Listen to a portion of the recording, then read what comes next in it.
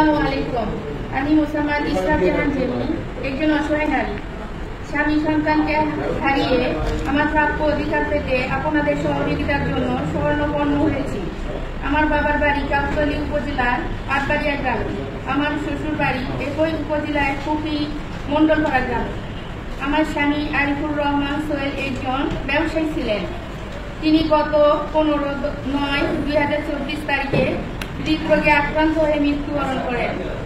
আমি আমার স্বামীর শোকে মানসিক বিপর্যস্ত হয়ে পড়ি এবং আমার একমাত্র 1.5 বছর বয়সী সন্তান আব্দুল্লাহ আরফাস জিনানকে নিয়ে স্বামীর বাড়িতে বসবাস করতে থাকি। আমার স্বামী তার বিভিন্ন ব্যাংক অ্যাকাউন্টের মধ্যে 3টি আমাকে নমিনি করে এবং 2টি আমার দেবরকে নমিনি করে। আমার শ্বশুর কুপি মন্ডলপাড়া গ্রামের সাইদুর রহমান নামক বিজিবির অবসরপ্রাপ্ত সদস্য। আমার স্বামীর অ্যাকাউন্ট থেকে টাকা তুলে তাকে দেওয়ার জন্য চাপ দিতে থাকে।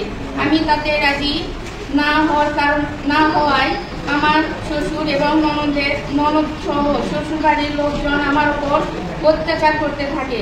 আমার বেশ কিছু টাকা, স্বর্ণ অলংকার এবং মোবাইল ফোন চুরি করে আমার ননদরা।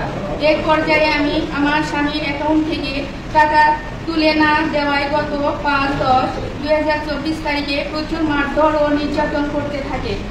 আমার উপর নির্যাতনের কথা প্রতিবেশীর মাধ্যমে আমার ভাই শহীদুল ইসলাম জানতে পেরে পরের দিন আমার শ্বশুর বাড়িতে আসেন এবং জীবনের নিরাপত্তাহীনতার কারণে আমাকে বাবার বাড়িতে নিয়ে যান।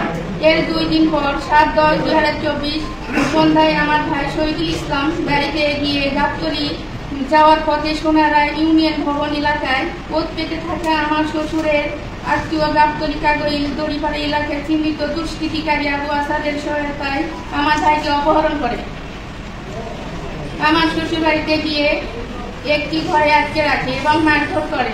আমার ভাইকে সাদা ক্যাম্পে সাক্ষ্য দিতে বলে এবং আমার ভাইয়ের প্রয়োজনীয় কাগজপত্র, মোবাইল ছিনিয়ে নেয়। খবর পেয়ে পুলিশ গিয়ে আমার ভাইকে উদ্ধার করে। আমার ভাইকে অপহরণ এবং আমাকে নির্যাতনের ঘটনায় গত 8/10/2024 তারিখে গাবতলী থানায় আমার ভাই একটি মামলা করেন। গাবতলী থানা পুলিশ মামলা সুষ্ঠু তদন্ত করে চার্জশিট প্রদান করেছে। অপরদিকে আমার ছেলে নিউমোনিয়া রোগে আক্রান্ত হলে তার চিকিৎসার জন্য আমার স্বামী হিসাব নম্বর থেকে টাকা তুলতে গিয়ে জানতে পারি আমি যাতে টাকা তুলতে না পারি সেজন্য আমার শ্বশুর ব্যাংকে নানান প্রকার মিথ্যা অভিযোগ দিয়েছে, যার কারণে টাকা তুলতে পারি না। আমার ছেলে গুরুতর অসুস্থ হওয়ায় আমার 2 ভাই শহীদুল ইসলাম ও রাজু আহমেদ ঢাকায় নিয়ে উন্নত চিকিৎসা করায়, কিন্তু আমার শ্বশুর বাড়িতে ওই একবারের জন্য উন্নতিকে দেখতে হাসপাতালে যায়নি। ঢাকায় চিকিৎসাধীন অবস্থায় 9/12/2024 তারিখে আমার সন্তান মারা যান।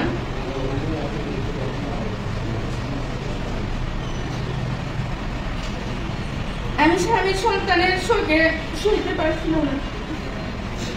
একদিকে আমার শ্বশুর আমাকে আমার স্বামীর অর্থ সম্পদ থেকে বঞ্চিত করতে আবু আসাদের সহযোগিতা করেছে, ফলে আমি দুর্বিষহ জীবনযাপন করছি। আমার স্বামী তার ভাইকে নমিনি করে যে টাকা রেখে গেছে তা তুলে আমাকে দেওয়ার কথা, কিন্তু এখনো দেওয়া হচ্ছে না। সম্পত্তি থেকেও আমাকে বঞ্চিত করা হচ্ছে। এমন অবস্থায় আবু আসাদ ও আমার শ্বশুরের বিষয় প্রয়োজনীয় ব্যবস্থা নিতে আমি আপনাদের মাধ্যমে প্রশাসনের সহযোগিতা কামনা করছি।